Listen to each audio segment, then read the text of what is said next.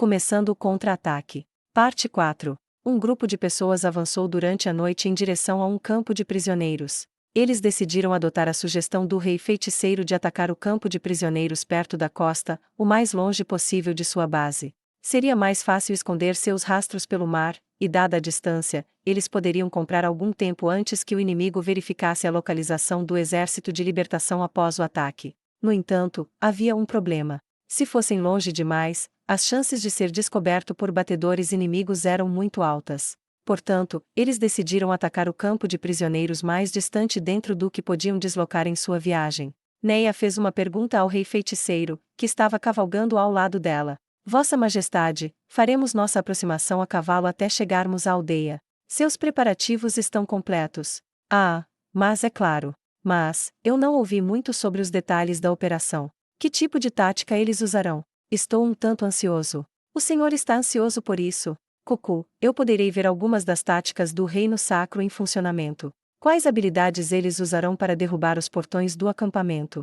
Ou eles voam sobre as paredes e se infiltram pelo ar?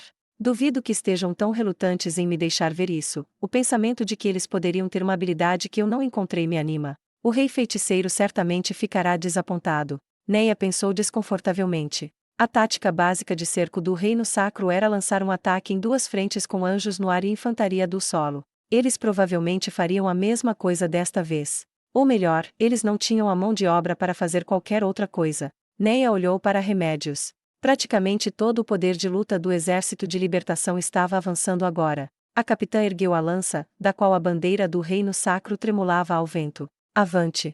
Oh!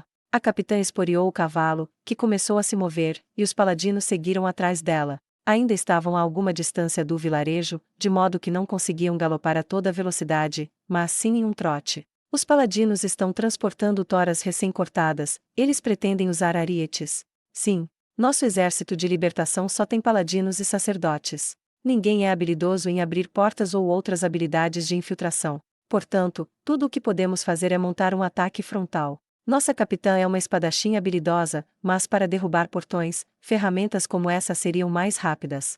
Então, eles não vão usar magia, mas o arrombarão por meios físicos, um ariete. Não vão usar escadas ou coisas assim? A magia dos paladinos pode fazê-los atravessar paredes. Havia vários tipos de magias, como arcana, divina e espiritual. A magia que os paladinos usaram caia na categoria outros, e normalmente lançam magias na forma de bênçãos.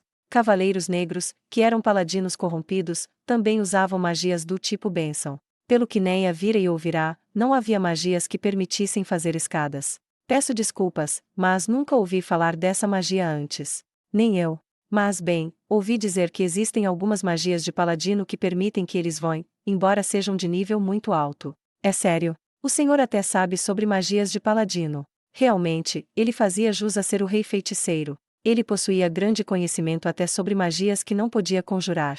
Isso é porque o inimigo pode usá-las. Foi preciso muito esforço para memorizar cada magia que havia. Já que eu não era talentoso, eu tive que compensar isso com muito trabalho e esforço. Quanto mais você sabe, mais perto estará da vitória, embora isso tenha sido o que um amigo me disse. Ela não podia acreditar no que ele disse sobre não ter talento. No entanto, havia algo mais importante que ela tinha a dizer. Vossa Majestade, se tiver alguma estratégia para recomendar, eu vou retransmiti-las para a nossa capitã. Era bem provável que alguém tão capaz quanto o rei feiticeiro já tivesse elaborado um plano mais eficaz do que o exército de libertação. Foi por isso que ele estava agindo dessa maneira. E? Não, eu não deveria. Ah, bem sobre isso. Libertar este campo de prisioneiros não é meu trabalho, mas o de vocês. Atacar esses campos de prisioneiros é o primeiro passo para encontrar uma maneira melhor de fazer as coisas. Eles precisam perceber isso por si mesmos, e é por isso que deve ser feito assim. O rei feiticeiro estava certo. Ou melhor, tudo o que ele disse estava certo. No entanto, apenas por hoje, Neia queria pedir emprestado a força do rei feiticeiro. Isso porque essa guerra foi travada para salvar as massas de sofrimento, e ela queria escolher um caminho que fosse mais rápido e que pudesse salvar mais pessoas. Eu concordo plenamente com o que Vossa Majestade disse. Porém, eu rezo para que o Senhor ainda nos dê uma ajudinha. Ela soube imediatamente que estava sendo muito rude. No entanto, Neia ainda inclinou a cabeça e implorou ao rei feiticeiro mesmo assim. O rei feiticeiro olhou para a frente por um tempo antes de falar novamente. Neia Baraja. Não me faça repetir tantas vezes.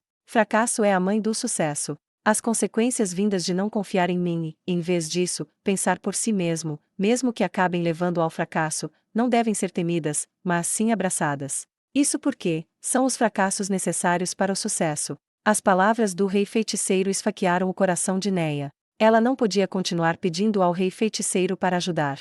O rei feiticeiro estava dizendo que as consequências do planejamento por conta própria eram um sacrifício necessário para a recuperação de sua nação. Sua Majestade tem total razão. Mas com o poder do rei feiticeiro, eles podem salvar mais vidas. Sacrificá-los por uma questão de autossuficiência seria justiça. O que era a justiça, afinal? Salvando mais vidas seria a justiça. Ou, seus pensamentos andaram em círculos, e ela não conseguiu encontrar uma resposta. Agora, vamos aguardar suas habilidades. Agora, Neia estava simplesmente rezando para que os muitos sacrifícios que eles fariam não fossem desperdiçados. O grupo avançou em direção ao campo de prisioneiros em linha reta. O terreno ao redor do vilarejo era irregular, mas havia torres de vigia. Se eles fizessem uma abordagem direta, eles definitivamente seriam vistos. No entanto, também era um fato que esta era a única maneira que eles poderiam atacar. Logo, eles avistaram o vilarejo. Parecia haver sentinelas na torre de vigia acima do portão. Bateram nos sinos de alarme e uma comoção surgiu de dentro do vilarejo. Neia estreitou os olhos e olhou para a torre de vigia. Os demi-humanos pareciam bodes bípedes, vestindo camisas de cotas de malha e carregando grandes lanças. Se Neia os lembrou corretamente, aqueles demi-humanos eram conhecidos como Bafolks.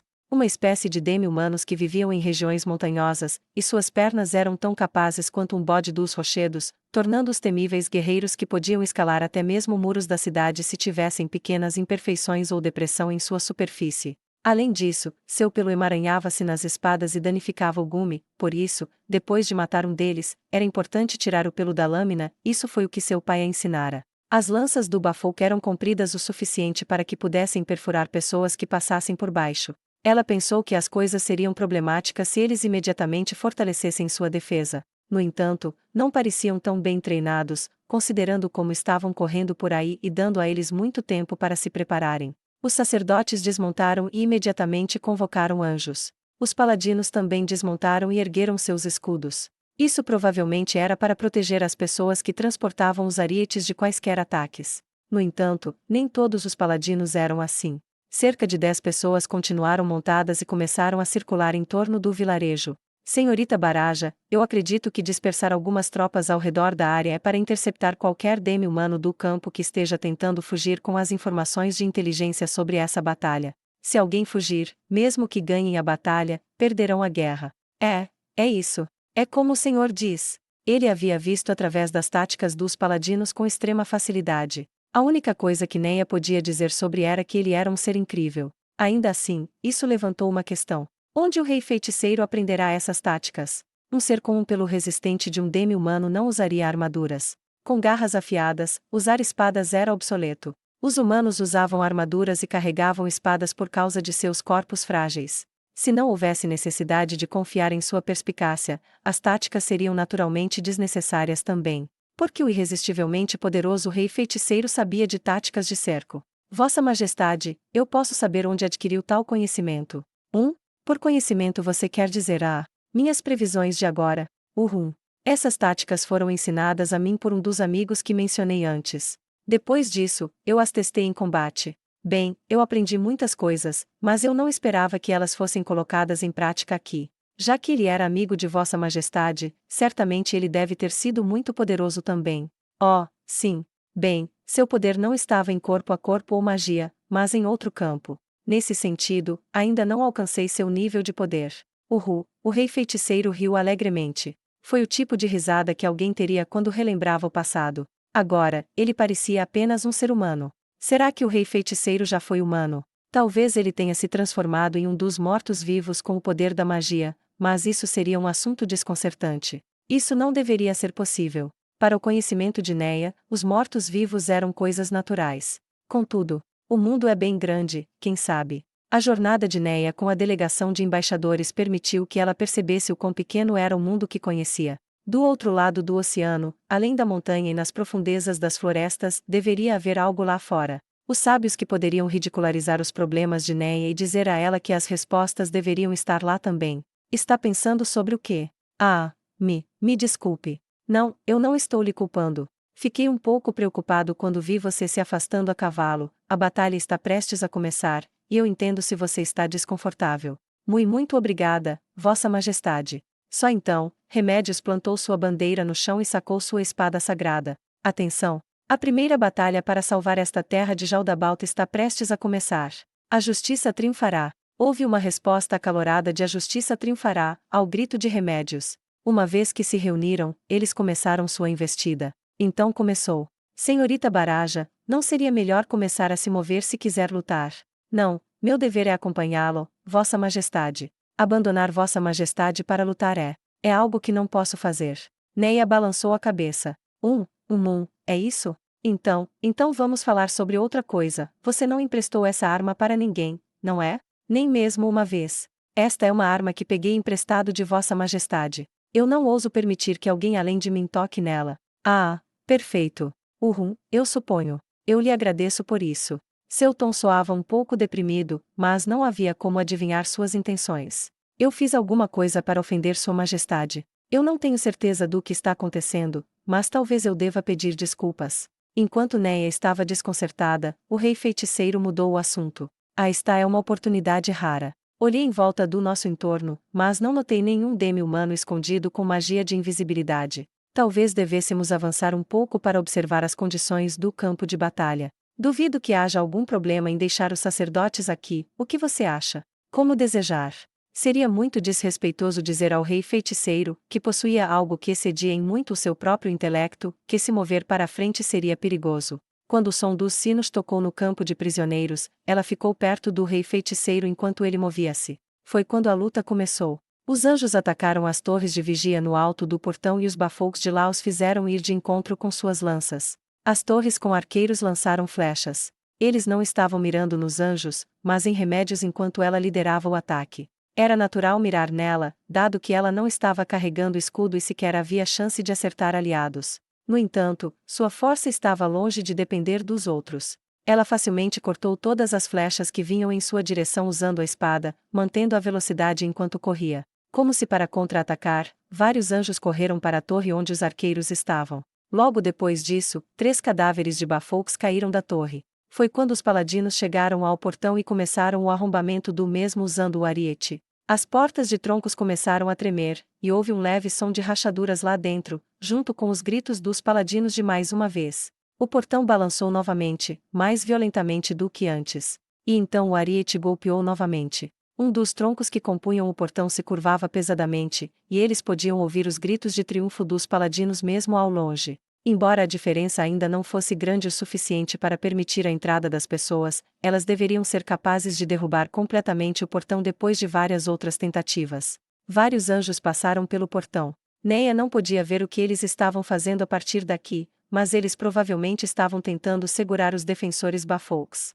Saiam daqui, todos vocês! Todos os olhos foram para a fonte daquele grito. Veio de uma torre de vigia acima do portão. Os anjos deveriam ter tomado aquele lugar.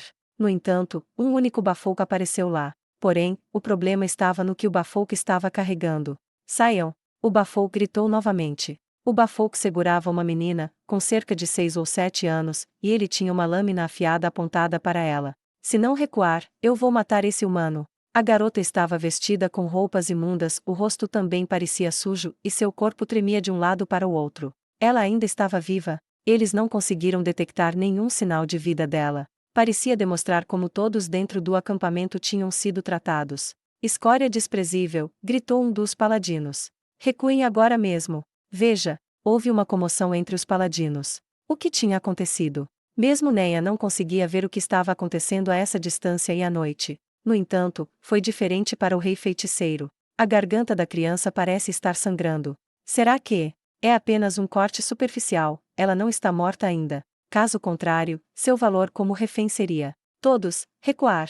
Os paladinos obedeceram ao comando de Remédios e recuaram. Embora os sacerdotes na retaguarda tivessem dificuldade em entender toda a situação, eles ainda entendiam que algo estava acontecendo e ordenaram que os anjos recuassem. Ao mesmo tempo, os sacerdotes correram para Neia e o rei feiticeiro. Eles provavelmente se aproximaram para ver o que estava acontecendo. Se afastem mais. Vão mais para trás.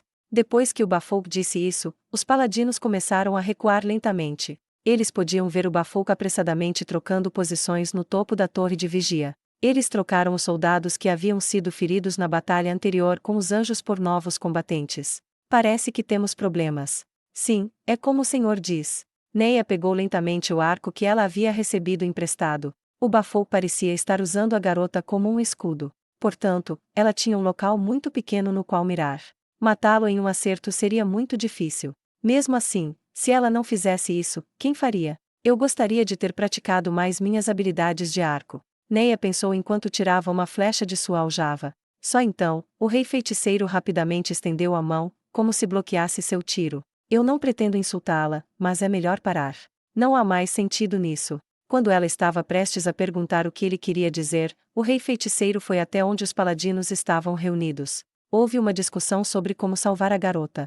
Magia sacerdotal poderia congelar o inimigo no lugar.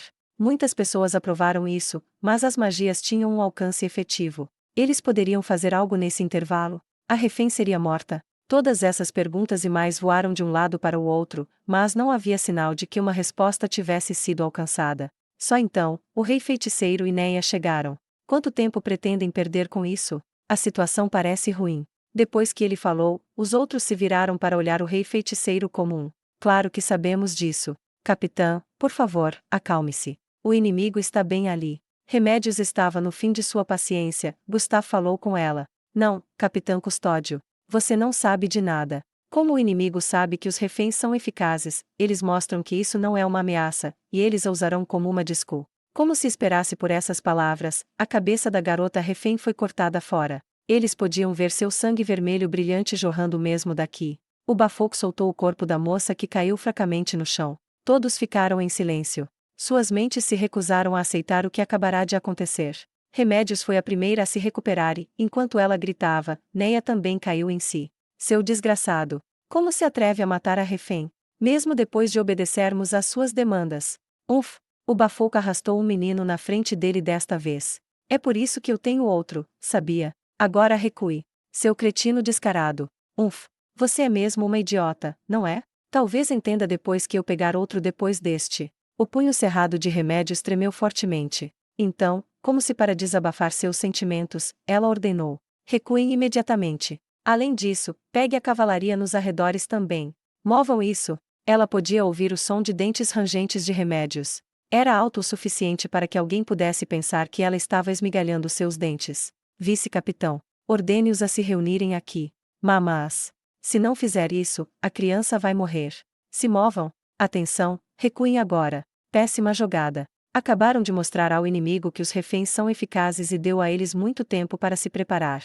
Se o inimigo fizer algo para quebrar sua vontade de lutar novamente, isso não causará ainda mais dano. Remédios com o rosto completamente vermelho olhou para o rei feiticeiro como se estivesse olhando para o inimigo. Se isso continuar, seu ataque surpresa será inútil. Além disso, eu posso ouvir os sons de algo se movendo por lá. Se eles montarem barricadas, quebrá-las levará mais tempo, e as coisas serão mais problemáticas. Cale a boca. Remédios interrompeu o rei feiticeiro. Quem tem uma ideia? Uma maneira de resolver isso sem que ninguém morra. Ninguém disse nada. Claro que ninguém tinha uma solução tão conveniente. Por exemplo, se eles tivessem alguém adepto de habilidades de infiltração, essa situação poderia não ter surgido. No entanto, não havia ninguém assim por perto. Até Remédios deveria ter entendido isso. Se seus instintos animais analisavam a situação da batalha e diziam que não havia jeito, então esse método não existia. Mesmo assim, por que ela se recusou a admitir? Porque ela estava ansiosamente nervosa em não deixar uma pessoa morrer.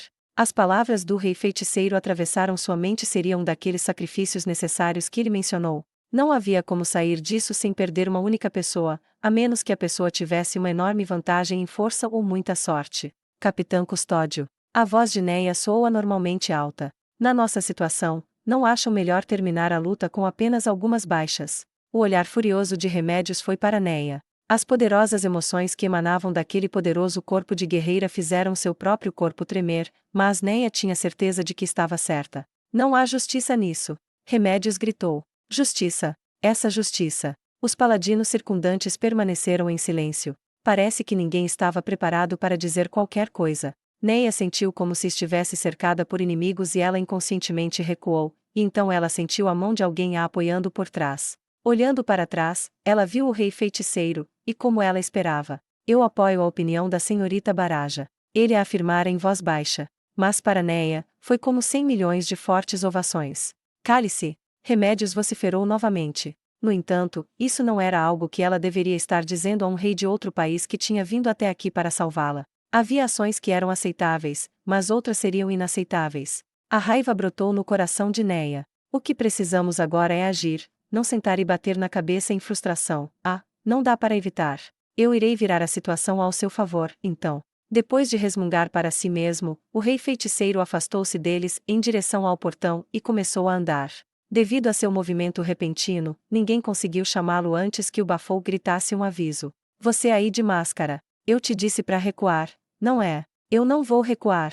O quê? Acha mesmo que uma única vida humana significa algo para mim? O quê? Nosso objetivo é matar cada um dos Bafouks aqui. Não importa o que aconteça com os humanos. Ampliar magia, Fireball. O rei feiticeiro estendeu a mão com um brado, e a bola de fogo que voou para a frente explodiu em chamas, englobando o Bafouk e o garoto que ele estava segurando. A enorme explosão de chamas também consumiu a torre de vigia. Todos no topo foram mortos pelo ataque. O Bafouk e seu refém caíram da parede em direção ao rei feiticeiro. Maximizar magia, onda de choque. A magia que se seguiu destruiu os portões meio já arruinados. Além disso, espalhou os Bafouks que erigia barricadas atrás dele, abrindo um enorme buraco em suas defesas. Venham, paladinos! Ataquem! Matem os Bafouks lá dentro até não sobrar nenhum. Como se despertado por sua voz, Remédios veio e respondeu. Seu filho da puta! Capitã! Graa! Avançar!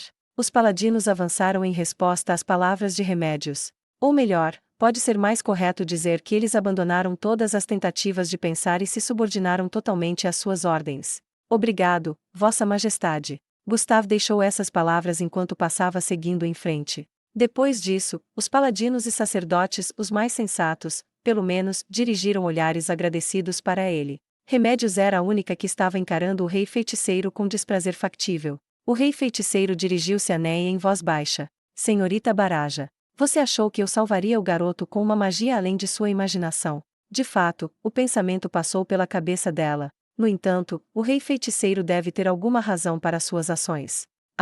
Sim, eu pensei. É como o senhor diz. Talvez poderia ter sido assim. O rei feiticeiro assentiu e Neia ouviu em silêncio. De fato, eu poderia ter feito isso. Usando as várias magias que aprendi, salvar um único menino seria uma tarefa trivial. Mas eu não poderia fazê-lo. Isso porque eu não podia permitir que os Bafouks me vissem resgatar um garoto. A dúvida abarcou o rosto de Neia pela primeira vez, e o rei feiticeiro gentilmente explicou a ela. Se eu permitisse que soubessem que reféns são eficazes contra nós, os prisioneiros internos seriam usados como escudos de carne para bloquear nossos ataques em batalha. Os paladinos ficariam perplexos, e eles poderiam acabar sendo feridos ou mortos. Devido à nossa extrema falta de mão de obra, até mesmo um paladino a menos seria uma grande desvantagem, pelo menos, de acordo com as leis de Lanchester. O rei feiticeiro foi até o portão e Neia correu atrás dele. Por outro lado, uma vez que souberem que os reféns são inúteis, eles simplesmente se tornarão obstáculos para os Bafouks. Agora, que estão sendo atacados e o inimigo está prestes a atravessar as muralhas, você acha que eles têm tempo para matar prisioneiros? Assassinar pessoas que não podem resistir será uma prioridade muito baixa. É como o senhor diz. Certamente. Em vez de perder tempo matando pessoas, eles se preparariam para parar a incursão do inimigo. Portanto, era necessário usar um método que ilustrasse claramente a inutilidade de tomar reféns. Ele estava certo. Se Remédios ficasse em seu caminho, eles poderiam acabar sendo incapazes de salvar alguém. O rei feiticeiro levantou lentamente o corpo do garoto a seus pés. Vossa Majestade, deixe-me. É minha responsabilidade fazer isso. Neia acompanhou o rei feiticeiro enquanto levava o garoto para o lugar onde Remédios havia fincado sua bandeira. O rei feiticeiro colocou o garoto no chão. Neia molhou um pano com água de um odre e limpou a sujeira no rosto do menino. Suas bochechas, seus pulsos e coxas eram todos incrivelmente finos. Isso ilustrou claramente as duras condições sob as quais eles viviam. Aqueles Bafouks desgraçados. Talvez isso não deva ser dito, mas permita-me dizer mesmo assim. Eu sou o rei do reino feiticeiro, e não o rei das pessoas que residem neste país. Assim, posso calmamente tomar essa decisão. Eu escolheria salvar a vida de 1000 pessoas em troca de uma única vida. Mas se esse garoto fosse cidadão da minha nação, eu priorizaria salvá-lo. Se você não pode aceitar isso. Não, eu tenho muito a agradecer-lhe. Eu posso entender como o senhor se sente, Vossa Majestade é justo. O que quer dizer? Me desculpe. Ah, talvez fosse melhor Vossa Majestade é íntegro. Mas do que eu estou falando? Ela não podia deixar de se perguntar. Mesmo ela sentindo que isso o deixará sem palavras, o misericordioso e compassivo rei feiticeiro a respondeu. Não, eu não sinto que sou justo. E para ser sincero, a justiça deve ser determinada pelos outros. Os motivos de tudo o que faço são muito simples. Bem, eu pensei em espalhar minha reputação também. Neia lembrou a questão das estátuas. Querer espalhar sua reputação significa que o rei feiticeiro quer se mostrar, então? Enfim, agora sinto que não há necessidade de se esforçar tanto com isso, acabei falando sobre coisas sem sentido. Tudo o que desejo é viver em felicidade com meus filhos. É algo simples, mas, ao mesmo tempo, é tudo para mim. Ela não achava que o rei feiticeiro, um morto-vivo, pudesse ter filhos. Portanto, ele provavelmente não quis dizer crianças no sentido de manter sua linhagem, mas crianças em um sentido mais amplo. Parecia que ele considerava os cidadãos de sua nação como seus filhos. Ele é um homem gentil em todos os sentidos da palavra. Na verdade, que mundo maravilhoso seria se até a criança mais frágil pudesse viver em felicidade. O que ele estava pensando quando tirou a vida desse garoto? Quando ela olhou para o perfil de seu rosto, ela viu algo como pesar por matar uma criança. Bem, isso foi inútil. Nesse caso, vamos deixar o assunto por aqui. Senhorita Baraja, embora eu não esteja qualificado para falar palavras bonitas, espero que encontre a justiça que pertence a você. Posso fazer mais uma pergunta? Se seus próprios subordinados fossem tomados como reféns, o senhor teria feito a mesma coisa. Bem, isso pode resultar em resmungos da minha parte, mas seria problemático em outro sentido. O que exatamente o senhor quer dizer? No passado, eu perguntei a eles por curiosidade, o que fariam se fossem feitos de refém para me forçar a negociar. Naquela época, cada um deles prontamente disse que preferiria morrer do que ser um incômodo para mim. Não, eu disse a eles. Vocês não poderiam dizer que esperariam até que eu salve. E coisas assim, embora me agrade ver a lealdade deles, isso ainda é, como devo dizer, meus subordinados são um pouco fanáticos demais. Enquanto rotacionava seus pulsos, o rei feiticeiro continuou com uma voz cansada. Assim que Neia começou a pensar, por que alguém em sua posição tem essas preocupações desnecessárias? Remédios apareceu no portão, carregando uma espada longa manchada de sangue, sua armadura respingada de sangue. Embora ela tivesse removido o elmo, sua franja estava presa na testa pelo suor. Ela parecia totalmente exausta. Depois de dizer algo a Gustav, Neia sentiu que por um momento, os olhos de Remédios encontraram os dela. Não, foi menos que isso, não é como se ela estivesse encarando Neia, mas sim, ela estava olhando para o rei feiticeiro e Neia estava no caminho. Remédios não disse nada, simplesmente voltou para dentro com um olhar vazio no rosto. Em seu lugar, Gustav se aproximou dos dois. Vossa Majestade, gostaria de expressar meus agradecimentos. Embora tenha havido algumas pequenas perdas, podemos minimizá-las graças ao poder de Vossa Majestade. Normalmente, a capitã estaria lhe agradecendo pessoalmente, mas ela está um pouco perturbada no momento devido à trágica condição em que encontramos as pessoas, então eu oro para que o senhor me perdoe por agradecer em nome dela. Gustavo espiou o garoto e olhou para o chão. Está bem. Vá para a capitã. Muito obrigado. Já que mencionou, quais foram essas condições trágicas? Sim. Nós questionamos várias das pessoas que resgatamos, e eles disseram que eles estavam esfolando os prisioneiros. Parece que os eles em questão não eram demi-humanos, mas sim demônios enviados por Jaldabaoth. Mesmo ela sentindo que a capitã estava usando suas emoções como uma desculpa para sua grosseria, esse não parecia ser o caso. Assim que Neia estava começando a se sentir surpresa, o rei feiticeiro ao lado dela inclinou a cabeça em perplexidade. Por que a pele? Por que isso? Eles vão comer?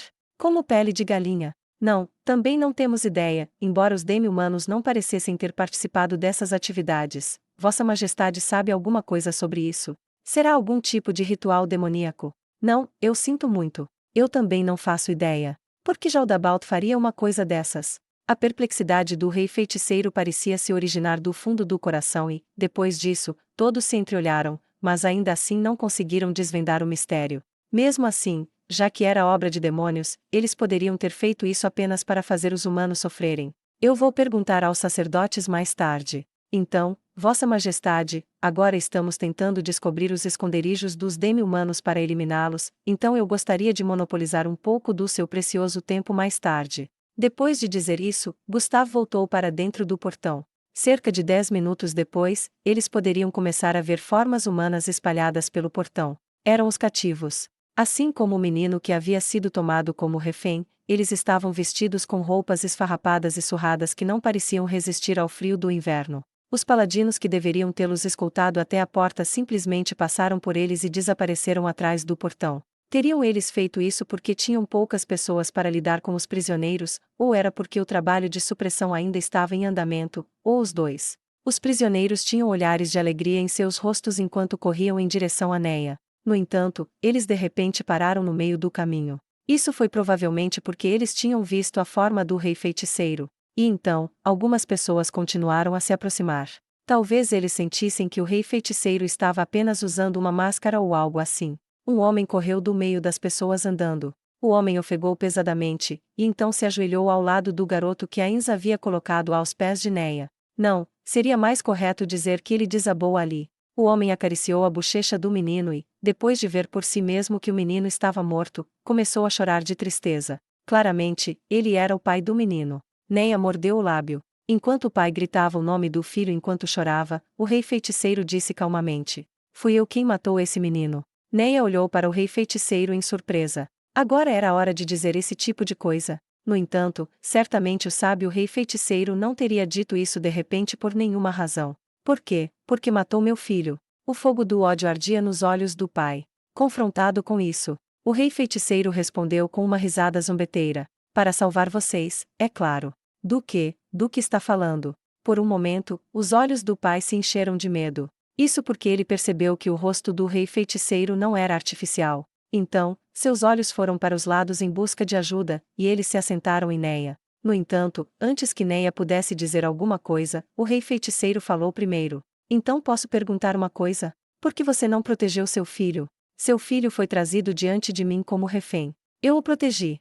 Mas eles o tiraram de mim. Aqueles desgraçados eram mais fortes que eu não pude fazer nada." O rei feiticeiro riu novamente. "Então deixe-me perguntar, por que você ainda está vivo?" O pai não sabia como responder e congelou. "Estou perguntando por que você não morreu para proteger seu filho. Disse que nem todas as vidas são igualmente importantes. Você deveria ter sido a pessoa que mais valorizou a vida dessa criança. Então, por que você não lutou até o último suspiro para protegê-lo?" As outras pessoas aqui estavam observando a situação à distância. Eles devem ter sentido mal-estar, medo e raiva do rei feiticeiro que tirou a vida do menino. O que está insinuando? Você é o único que não conseguiu protegê-lo. Não empurre essa culpa para os outros. Você que é fraco, este erro é seu. Além disso, você parece estar enganado sobre algo. Já percebeu que eu sou muito mais poderoso do que os Bafolks que tanto teme? Embora eu possa perdoar alguns insultos dado que compadeço pela perda de seu filho, eu lhe matarei aqui mesmo se não me respeitar." O rei feiticeiro estendeu o dedo indicador ósseo e o colocou no rosto do pai.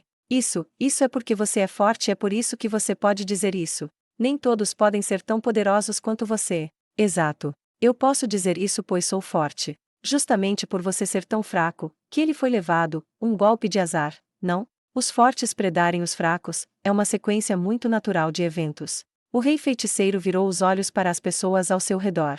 Vocês também experimentaram sofrimento justamente porque os Bafolks são fortes. Está dizendo que os fortes podem fazer o que quiserem. Exatamente. Os fortes fazem o que quiserem, e os fracos sofrem o que precisam sofrer. É assim que o mundo funciona. A mesma regra se aplica a mim. Em face de um oponente mais poderoso, eu não teria recurso se não sofrer. É por isso que eu busco poder. Neia entendeu o porquê o rei feiticeiro desejava as empregadas de Jaldabaoth. Sua Majestade deve estar buscando poder pois quer proteger sua nação, proteger os filhos de seu país. Então o poder, acima de tudo, é a coisa mais importante. Bem, originalmente, os fracos como vocês deveriam ter sido defendidos pelo reino sacro, por aqueles que são sua força. Eu realmente tenho pena de vocês. Se estivessem sob minha proteção, sob a proteção do meu país, o reino feiticeiro, algo assim poderia nunca ter acontecido. Isso porque eu teria usado todas as minhas forças para proteger as pessoas e derrotar os Bafolks. Todos ao seu redor estavam em silêncio. Os argumentos do rei feiticeiro foram frios e sem emoções, mas ao mesmo tempo expressavam a verdade do mundo. Se eles não pudessem se opor às suas palavras cheias de razão, eles escolheriam protestar com suas emoções. No entanto, seu medo do rei feiticeiro os impediu de fazê-lo. Ei, ele não é um dos mortos-vivos. O que um morto-vivo está fazendo em um lugar como esse? O pai não podia dizer nada ao rei feiticeiro porque já foi avisado, e então dirigiu sua ira para Neia. No entanto, antes que Neia pudesse responder, o rei feiticeiro interveio, como esperado. Ajudar seu país, é claro. E o fato é que todos vocês foram resgatados pelo morto-vivo de quem estão falando. Se estão descontentes com isso, por que vocês mesmos não se salvaram?